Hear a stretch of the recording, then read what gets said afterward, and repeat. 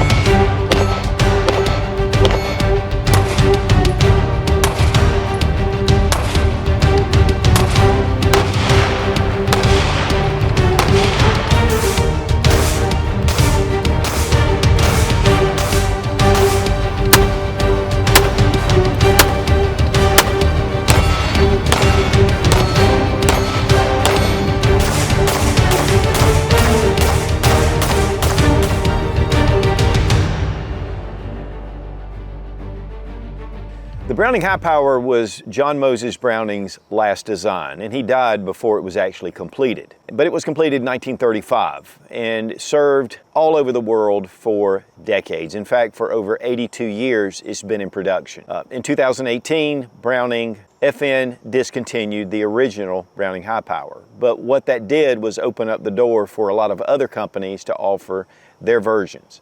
Today we're going to take a look at the Centurion 14. This is imported by Century Arms, 9mm, double stack, 15+1 in the magazine, and it gives you that classic Browning high power feel to it. In fact, the parts are compatible, and so it just gives you that experience, but for a lot less money. So we're going to check it out, see how it performs. But guys, the Browning High Power is one of my all-time favorite handguns. It's heavy, it's all steel, but man, it's so pointable, and it's just a great gun for the range or for home defense. And I want to give a big thank you to Century Arms for sending the Centurion 14 for this review.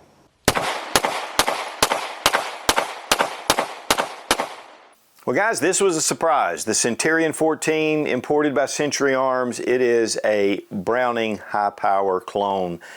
These are imported and they come out of Turkey. One of the things about Turkey is they are producing some really high quality firearms, and a lot are going back to some of the vintage roots, which I have really loved seeing. Gerson is one that makes a lot of different models that have been discontinued by companies. Now the Browning High Power, again, it was discontinued in 2018 and they redesigned it with the new high power.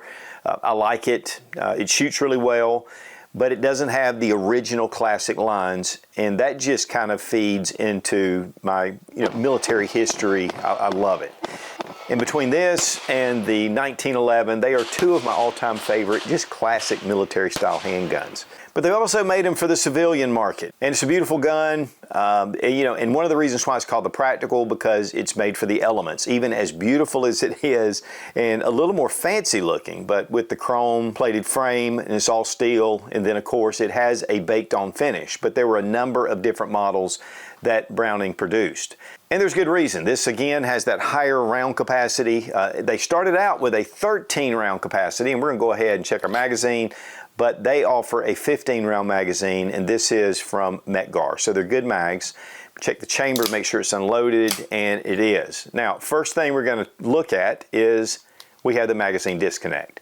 Unless the magazine's inserted, it will not drop the hammer, which I completely dislike, and it can be removed, and one of the main reasons I like to remove it is because it improves the trigger pull. And so that's one thing about it. But this, and you'll notice during the review, I have to keep putting the magazine back in it to function it. But that is just one of the things that was a design with military standards. But it has this really classic lines, classic look to it. It's very pointable. One of the things I love that just kind of identifies the high power is the high power cuts. And right here at the front of the slide, you just have some cuts. It just thins it down a little bit. Makes it a little easier to get into holsters, but it's just one of the things that stands out. And also, you can use this for press checks. If you want to just pull that back and kind of see. Also, you have your standard slide serrations. They're fairly narrow on the slide, but not too bad to pull back. And again, it goes back to that traditional, original, really fine, close-in serrations. But it is that classic look. It does have kind of an oxidized finish on it, a matte finish, so it gives it that military look. Now these are made in Turkey, and Turkey has been producing some really nice firearms over the past few years. Obviously, Canik is a big example of really high quality. But one thing that I love that Turkey is doing is they're bringing back some of these classic handguns, whether it's like the Browning high power clones or even different Beretta Cheetah models and a lot of the different things that most modern gun companies are not going to touch. And we get these that are decent quality and the price is right. And so it just really allows for a whole new way to enjoy firearms at a little bit more reasonable price. Now this one has the polycarbonate type grips or plastic grips. They did offer them in the wood grips as well. The sights are definitely different. This is of course raised up. It gives you a really nice sight picture with the 3-dot, but this has a little bit of a wider cut than even the high power, and here you can see the dovetail on the high power. So the sights are not going to necessarily be interchangeable. The front sight is dovetailed in. I didn't see any information, and this has just come out, so we'll find out what kind of sight compatibility we have. But it's all steel frame. This is really an excellent range gun, but it's also great for self-defense, for home defense. And really with modern self-defense ammunition, this gives you 15-round mag capacity. Now to carry all day, it's a little heavy. Yes, it's all steel. We'll check out the weight in a minute.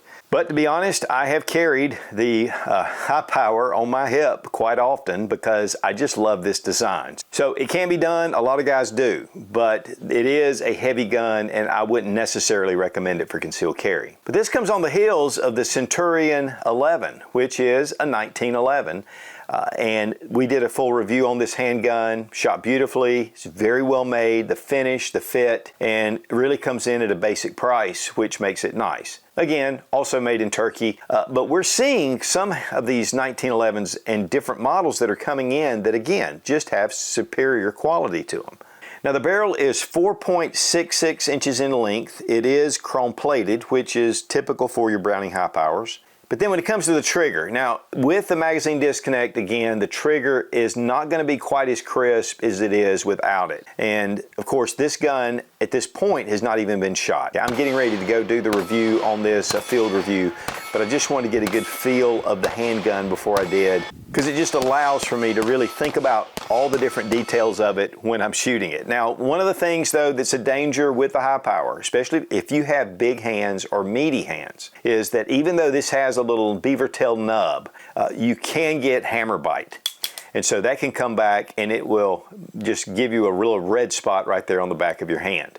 And so some guys are not able really, or they love the high power, but you know, when they take them to the range, it's really rough on their hands. In fact, this handgun was actually from one of my fans on YouTube, and I had had this gun stolen and he got in touch with me and he said, hey, I'm a big guy, this thing's eating my hands, but my dad owned this and I'd love to do something and do a trade. And so I sent him something.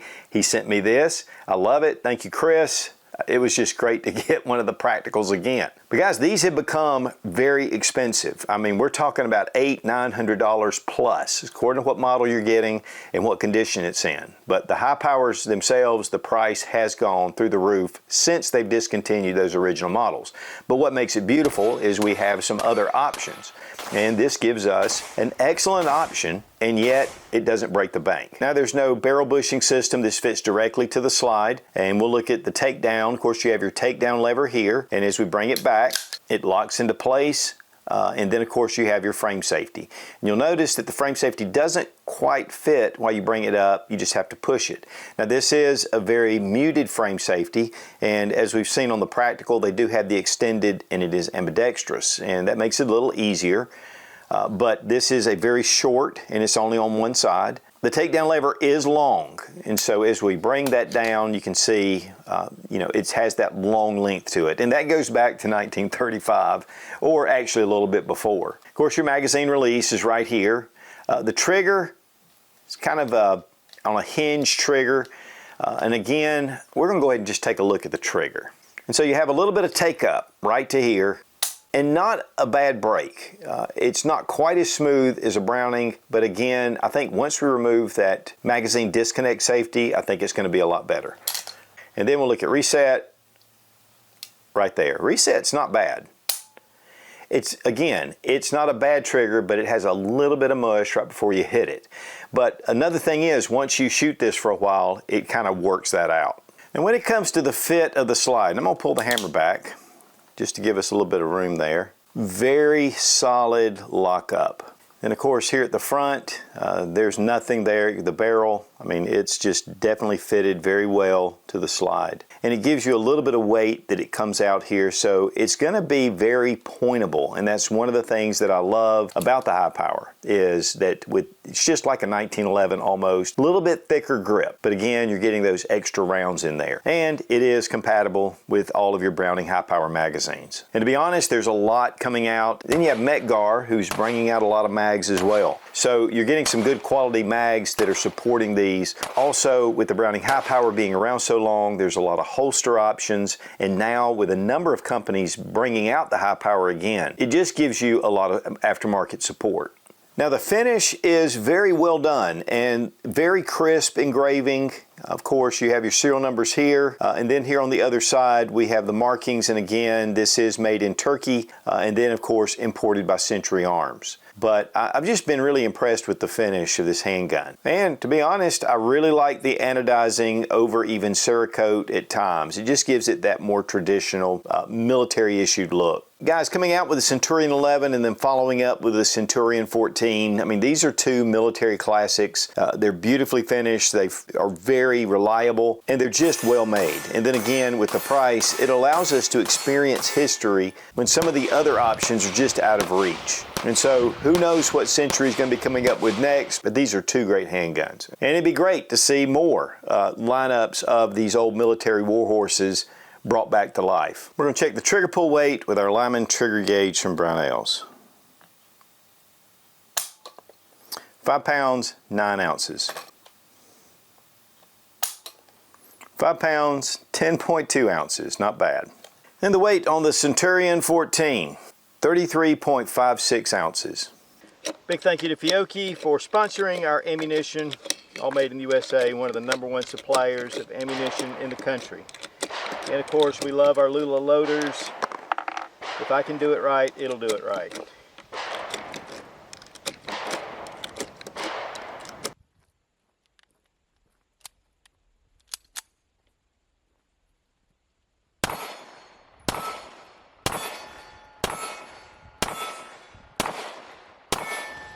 Centurion 14, it's definitely just like a high power. It shoots like a high power. I love it because it's very balanced and it's very pointable. 15 round magazine, traditionally 13 rounds with the high power. Just a very smooth operating gun.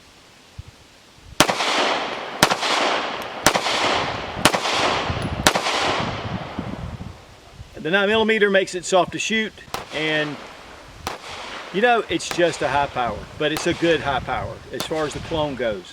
You know, Turkey again has been making really excellent guns. One thing, I don't get the hammer bite, but you got to be aware of that, especially with those meaty hands. But otherwise, it's just a real pleasure to shoot.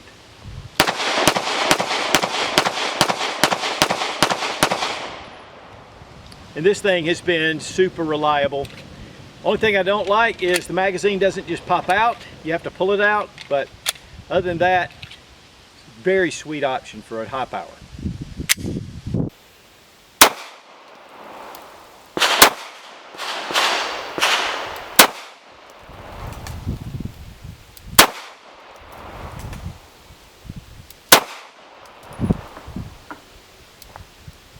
All right guys, for disassembly, we're going to drop our magazine, check the chamber, the gun's empty, the hammer's in the rear position where you want it, but we have a disconnect anyway, so it doesn't matter. We have 2 notches. We have your safety notch and we have your disassembly notch, and we're going to use our safety. So we just bring it back and lock that safety into that second notch. Next, over here is where we push through on our slide stop, and so you want to raise it up just a little bit and then you can push it. Now it's pretty tight, and so we're going to take the magazine base pad and we're just going to push it, gives it a little bump, and then we're going to pull it right out, and that'll work out over time. Now hold on to your slide and release your safety, your frame safety, and it'll just come right off the frame. We have our recoil spring and guide rod. You'll notice how it goes in the up position to fit into the barrel lugs. And just a short little guide rod, and then of course, it's just fit on here, but it does come apart for any kind of maintenance or anything you want to do. And then we have our barrel, which is John Moses Browning design, you know, and that's been around for a long time. And then of course the slide, very well done. I mean, here it looks like they actually have a chrome plated finish and then put the anodizing over it. So that's going to give it double protection. But no tooling marks. It's just got a very clean machined piece. And then here with the frame, same thing. Very well done. Looks really nice. I like the little bit of an extension on the slide rails. It's just going to give it a little bit better slide to frame fit, and it just makes it very smooth on the frame with the slide. And guys, that's all you need to do to field strip. It's easier to do than your 1911. Now for reassembly, we're going to return our barrel, and then we're going to take our recoil spring and guide rod. Again, we're going to take this and we're going to put it in the up position, and we're going to lock it right into the barrel lug, just like that.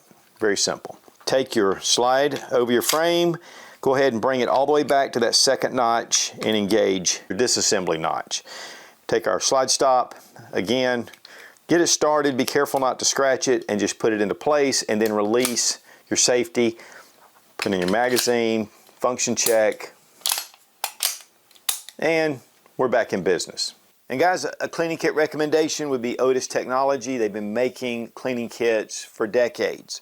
And they are the official supplier for the U.S. military for their cleaning supplies. Also, their little tactical kit, which this is a cleaning kit that wraps up. You do have bore snakes or rip cords in here, and this is something the U.S. military carries in the field.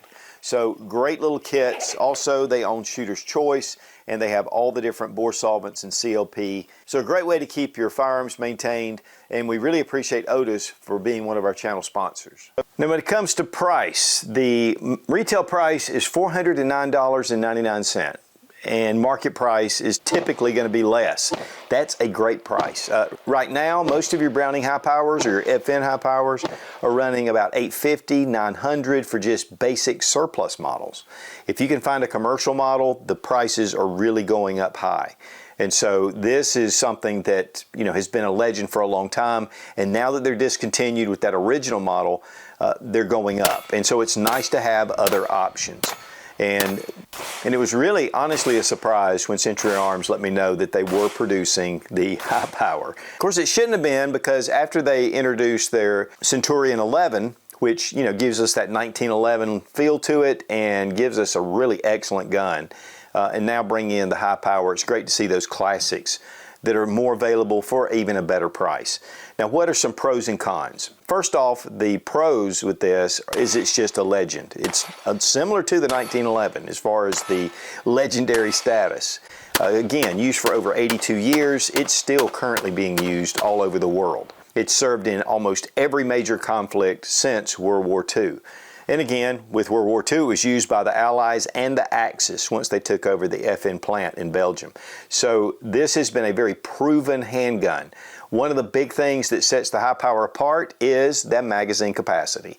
And then with the 13-round magazine capacity of the original, that was really almost double what anything else had out there. Now, with the 15-round magazines, it just gives you more of a modern mag capacity. Now, it's all steel, so it's really shootable and very pointable, very balanced. I love the way this thing feels, and it just gives you a good solid grip on it. They're reliable, they're accurate, they're just great handguns. What are some cons? And there are a couple. One of the biggest cons, especially if you have larger hands or big hands, is that you're going to have possibility of hammer bite. And with that little hammer coming back, it can just hit your hand. And it'll just have a little red spot there and make it uncomfortable. So there are some options of other 1911 clones that do have more of a tang that comes out, and that might be for you. And honestly, it's better than the original tanged hammer, which would really give you a hammer bite. The trigger, or the magazine disconnect, that is a little bit of a con because it's just a pain to have to move this in and out. It does add a safety feature to it, so for some, they may like that. It's just one of the things that I'm not a big fan of, plus it does interfere somewhat with the trigger pull. It can be removed, it's fairly simple. Can't show you because YouTube's not going to allow that. But the fact is I do that on my high powers because I like it to where if I have the magazine out, I can still drop the hammer. It's heavy, and that's another pro and con. It makes it really nice to take to the range, but for concealed carry, it is a little bit heavier. And then now, of course, in a day of polymer frame striker fire pistols, this is honestly just one of the older designs. But it's still a very viable design. And again, you know, this may be heavy to carry, but again, I've done it a number of times, and you know, on my hip, especially winter carry, I can carry something like this, and it just makes it a very nice, shootable, pointable handgun for self-defense. Home defense for sure. And one of the biggest pros is just the price for the quality you're getting. I mean, getting this for under $400, brand new, I mean, that's just a great way to experience the Browning high power and not break the bank. I mean, one of the things about the new high powers is they're coming in surplus pistols. They're coming in $850, $900 and up. And that's before you get into the collectible versions. On these commercial versions, they get even more expensive. And while I love the refinement of the Browning high power, the trigger pull, I mean, especially this practical, this is, again, one of my favorite handguns.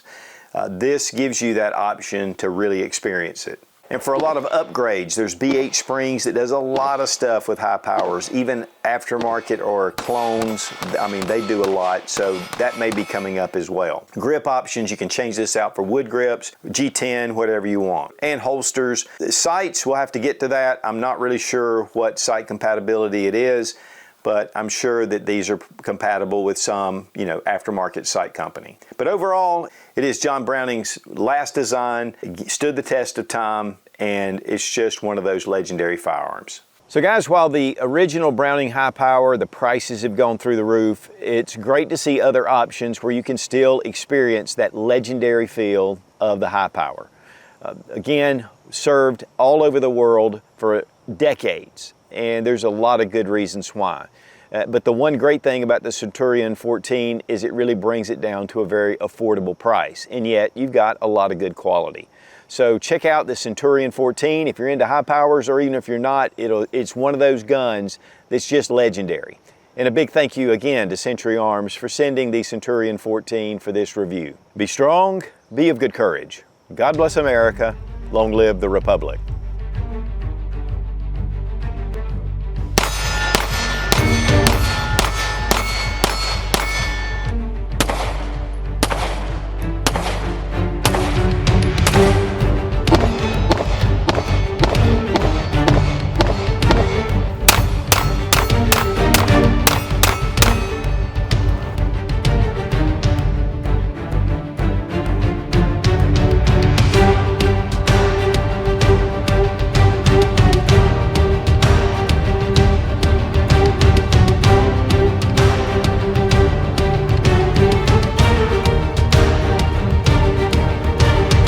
Disconnects, I mean, your disassembly safety. Okay, that ain't cool. That ain't even cool, that's just absolutely stupid. The Centurion, the Centurion,